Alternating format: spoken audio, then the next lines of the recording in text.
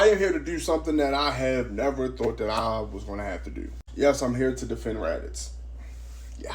So me personally, I made a post the other day that saying that basically the Saiyans would defeat the Viltrumites. And I think that a Saiyan like Raditz would be able to defeat someone like Thrag. He's definitely defeating Omni-Man, Invincible, Conquest relatively easily. Now, why do I say that? Well, let me give you guys my case.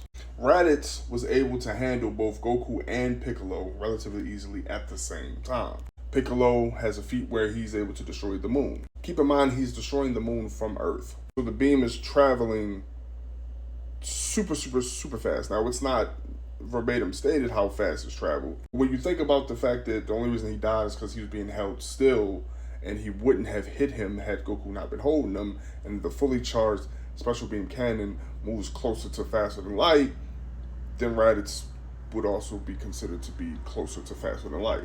Not only that, he tanks city level attacks pretty easily. And even though he's considered one of the weaker Saiyans, it's more like a deceptively weak or deceptively strong. See, Saiyans like Raditz would be over Thrag had they been in the Viltrumite universe or in the Invincible universe.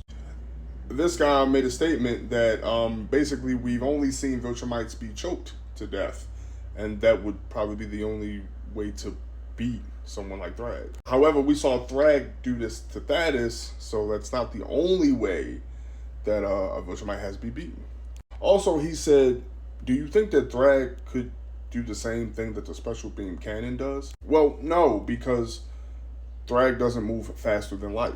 Thrag is fast, without a doubt, massively hypersonic even, but he doesn't move anywhere faster than the special beam cannon would. But if you take into account that Raditz is able to tank the kind of damage he's able to tank and then dish out the kind of damage he's able to dish out, then he would easily walk Thrag in most cases. Now, I don't want to spoil too much because I've read a little ahead when it comes to the Invincible comics, but sooner or later, even though Thrag is powerful, you will soon see that he can still be beaten.